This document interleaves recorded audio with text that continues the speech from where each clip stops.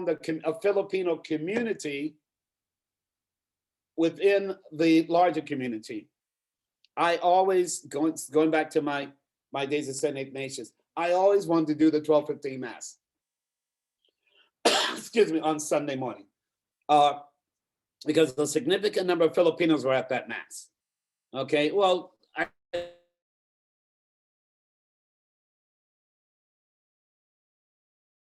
and the way they experienced the liturgy was always uplifting for me.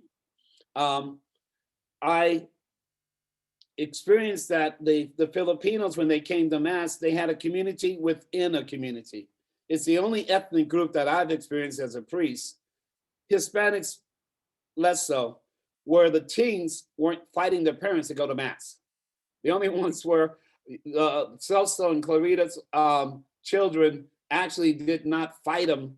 They waited till they graduated to do that. But you get, you know, what the point I'm trying to make is that the Filipinos who came here with a sense of identity.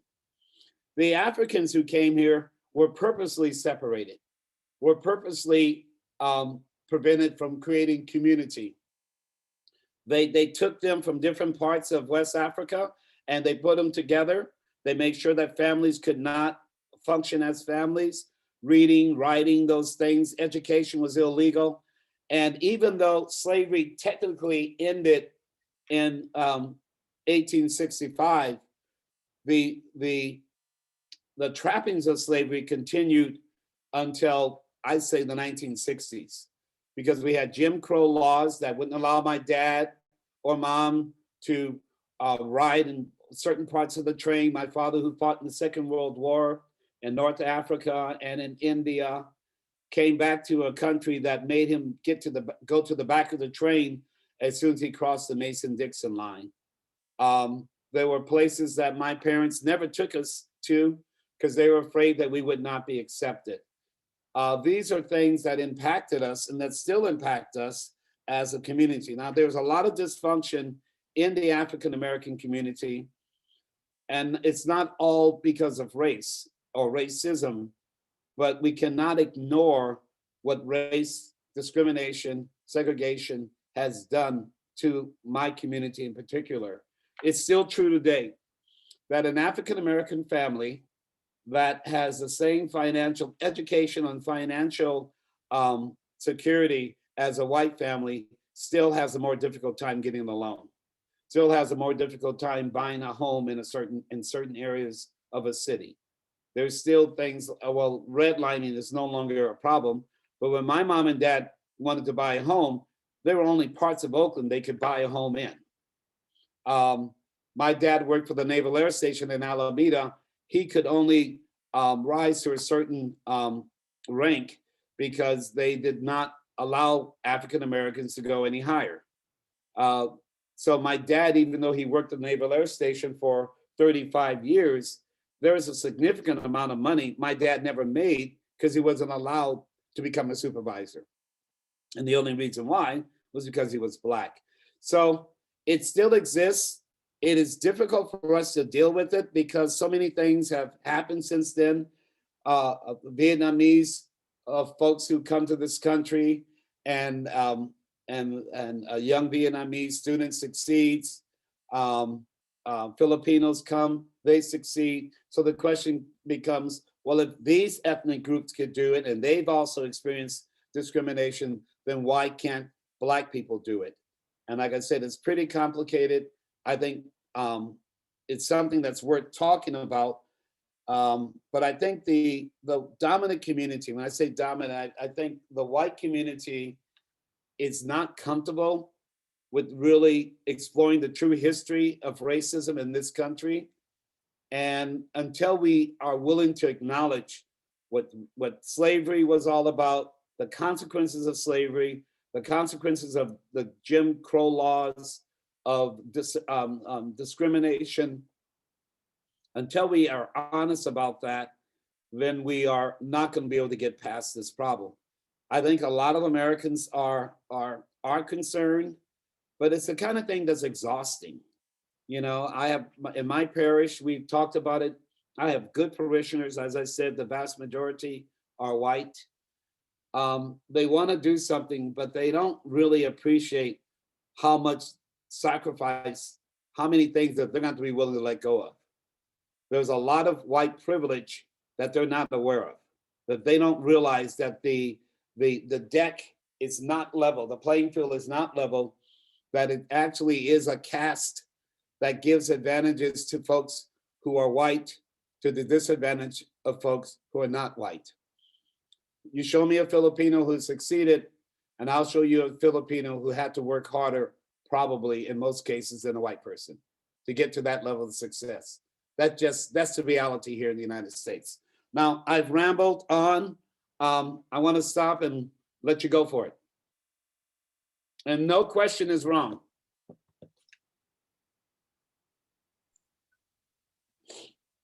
Good evening, Father. We have Deacon Noe question. Go Yeah, ahead, Deacon Deacon. Noe.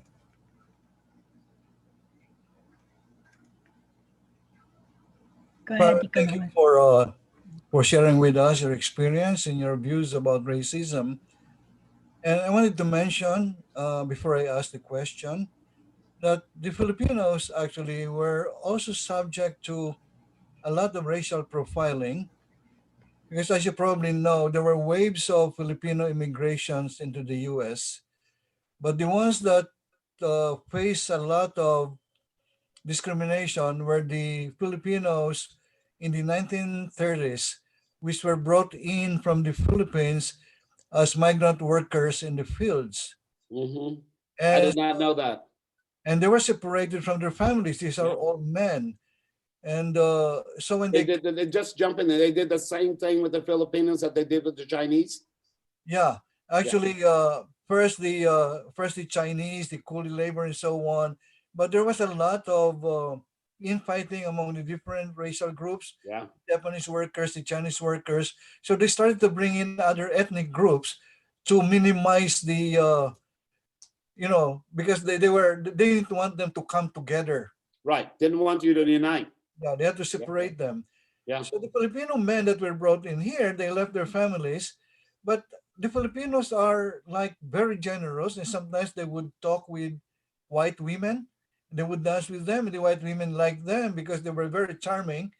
But the And they white knew men how to dance. they like to dance too, and the white men would actually beat them up. Oh yeah. And in fact, there were signs in the restaurants, which probably was done In also. terms of height. Right? No, Filipinos and dogs are not allowed. So we Yeah. experienced kind of experiences. It was only much later in the third wave of immigrations where they brought in the Filipino professionals, Yeah. mainly the doctors and the nurses and so on. So these were the well-educated Filipinos. And then, of course, the first Filipinos brought in their family. And so, but they had experienced this, and you know that up to the mid 60s or before the mid 60s, we had the anti misogyny law where actually towards the Filipinos and other brown people, they were not allowed to intermarry with whites. Yeah. So these are the kind of experience. So my question now is, in your task force, are you also addressing the Filipino or the Asian American experience? So what we're doing is that we've been tasked to focus on a racism as it relates to African Americans, and then we're going to have a template that we're going to use for other groups as well. So that's we're going to start there, and then we're going to broaden it out. So because there have been questions about that, why aren't we? Because Latinos, Filipinos, there's anyone who's not white in this country will experience some level of discrimination. It's not that whites don't either, but it's a different type of discrimination. But the bishop asked us to focus on the Black Catholic experience, on the Black experience because of the uniqueness of slavery. And then once we create that template, we're going to broaden it. That is a concern, though, that folks have. But the template will have to consider that the Filipinos and the other Asians and the Latinos have different experiences. Exactly. So what we're going to do is create a template by which we can talk cross-culturally so that everyone can, it's like my experience in the seminary. That's why I started there. Once the guys knew my story, Once they got to know Leo, then they became more open and I got to hear their story. We have to create a space, just like Noah, what you just said now. Now, you know, I taught American history for 12 years. I've forgotten about that first wave, Okay. you know. My experience is the experience of professionals, Filipinos coming to the States probably in post 60s or 1960s and you know, bringing in their families. But I forgot that the experiences the Filipino men had that were very similar to what the Chinese had on you know, building the railroad or working in the fields. It's Okay. going to take us a while. Okay, Father. Thank you so much. Next, Father, we have Sister Salsa. Good evening, Father. Good evening, my Um, sister. Nice to know. I mean, it's sad and nice to know the experience that you have in inequities that you went through um, between being ignored, being not talked to, but I did not. To me, I define that as indifference. I did not hear anything about, you know, being a subject to hatred. You didn't hear the, So I well, know since, I didn't hear and well, I might have missed it that you've been subjected to hatred. Okay. So were you for me, it's like benign. I don't think I have been. I've been subject to ignorance. Okay. okay? One Yes. of the things that I've really been working on here is to help people appreciate, you know, we use the term racist, I think, too easily. I think benign neglect, cultural insensitivity. I think we live in a culture that is European, that's Eurocentric. Okay. And since the dominant culture comes originally from Europe, they have created norms that they see that they've created norms that are what they assume that everyone should respond to. But your Filipino experience, my African American experience, is normative for us. It's just not the same as theirs. So cultural indifference, cultural insensitivity, benign neglect, I think it's a much more serious problem than racism. I think we use the term racism too easily. So Father, my question would be, do you think I know your project or your program or your task that you've been assigned to would take a very long time, while our kids are growing and we are getting, you know, into and we're getting older. It's not gonna happen overnight. I want my children to know that ignoring or being ignored is worse than being addressed with anger, because indifference is like you don't exist at all. Right. Well, Yeah. I'm not sure if one is worse than the other. They're both pretty bad. The task force that I'm on, really, we have to come up with something within the next year, because this is something that the bishop wants every parish to address. And it's something that we're going to have in all of our Catholic schools, talking about racial justice across cultural lines. And it's something that we're going to have in all our religious education programs, confirmation, high school ministry. So it is something that we're actually going to deal with sooner rather than later. I have hope in the kids, though, in this way. I'm not sure, as I'm looking at you all, how many of your kids have married someone other than another Filipino? So I'm thinking, my thought is that it's going to break down that way. You know, you have this little brown child who's half Black, half Anglo, or half Vietnamese, half Latina, half Filipino, half, you know, fill in the blank. And I think that those grandparents who maybe have an issue with that other person of color, once they see their grandbabies, things begin to change. I think our kids are going to make it change. And the mix, this is my take. The mix is beautiful. You show me a child that comes from two different ethnic groups, almost every one of them looks better than the original. So I have a lot of faith in our children. I think that I don't I don't think it's going to go away, but I do think that it's that they're looking at it very differently. You know, as a matter of fact, they sometimes, I think the kids scratch their heads over how much importance we give to race. Now, the downside of that is that I think cultural experience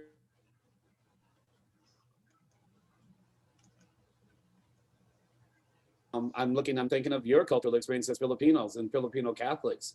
How many of your kids have stopped going to church or go to church less because they don't want to upset their other half that's not Filipino, that maybe wasn't raised in the Catholic Church? How many Filipino traditions are being watered down now because the kids want to fit in? So I think some problems are going to be solved, but I think other problems are going to have to be addressed. Okay, Sister Thank you, Gid, Father. I think that's the last. Oh, okay. Now we have Sister Kay. Go ahead, Sister Kay. Please unmute yourself. Hi, good evening, Father. Good evening. Um, I came in a little bit late while during your talk, and I just heard that you do have a task force and that you're focusing, and the bishop is focusing that on Catholic schools. But I do work in the public school, and I do have students that attend Catholic schools. So, I mean, Catholic masses, and they do get those different sacraments and like different sacraments like confirmation and also first communion and stuff like that.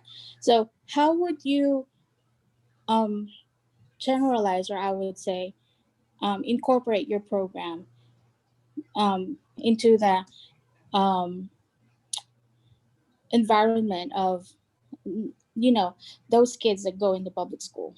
I think it's important. Well, when part of our religious education program is to speak to, I forget who it started, but the document from the United States Catholic Conference of Bishops, you speak to the humanity of everyone and allow people to tell their stories, create a safe environment to where the people where they can actually tell stories that might not be positive. In other words, you know, some of those kids get discriminated against at school. Very much so, Say Father, because a small a small, in terms of physically small Filipino boy gets bullied by a black kid. You know, and to allow them to tell their story and to allow to get around what we consider to be the norm. What's normal for a Filipino kid growing up in a Filipino household, it's not the same as what's normal for an Anglo kid. And both of those norms are all right. The problem that we have in our country is that the Anglo lived experience is considered normative. It's the experience that everyone else has to live in comparison to or contrast to. And I think we got to get away from that. I think it's easier here in California. We're going to be a minority, majority community, in the next, 20 years? So it'll be easier for us to be brown or black or yellow than it would be in some other places in the country. But to be proud of your story and to share your story and not feel that you have to be defensive of your story. thank you, Father. Okay, the next one we have a question from Raymond. Hi, Father. How are you? I'm doing well. Yourself? Good. I haven't seen you since my wedding, so. Well, where are you? I got to find you in this. I can't see all the faces. You're around here somewhere, I'm sure. I'm somewhere here. You guys, I don't know how to do this thing. There you. Hey, man, it's good to see you. There you are. Good to see you, Father. How are Yeah. you? Question. Do you believe in reverse racism? Reverse racism in what sense? In regards to like white people experience racism for themselves as well? Yeah, I don't call that reverse racism. That's racism, man. I mean, racism is racism. I gave a talk when I was assigned to St. Columba back in the 90s and was not well received. It was actually a homily. And I talked about young the Vietnamese community was moving into the part of Oakland right below the Fruitvale district. It was around 16th Ave. Many were going to St. Anthony's. They were moving in to that community. And some Vietnamese kids were getting beaten up every day after school by Black kids. And I said, I preached, I said, that's racism. They're beating up those kids because they're Vietnamese. And the community of St. Columba is primarily Black. And I got a lot of pushback by some Black Catholics who said, well, Black people can't be racist. And I said, well, if a Black person shoots and kills a white person or shoots and kills a Filipino or a Vietnamese person because they are white, Filipino, or Vietnamese, that's an act of racism.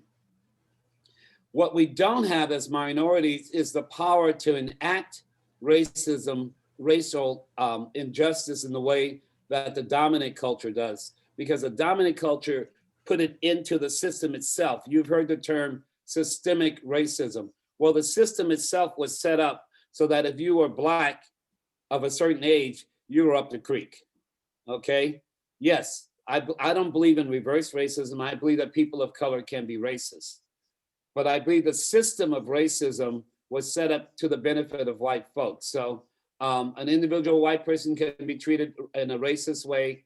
The white culture itself, the white dominant culture, is just that, white and dominant, and no amount of racism by a Filipino or a Black person or a Hispanic person can match the level of racism that this society as a society can inflict against them. That's my take. Does that make sense or no? Yep. Thank you. Any more, Sister Doris? I think that's the last one. Great. All right. Thank you so much,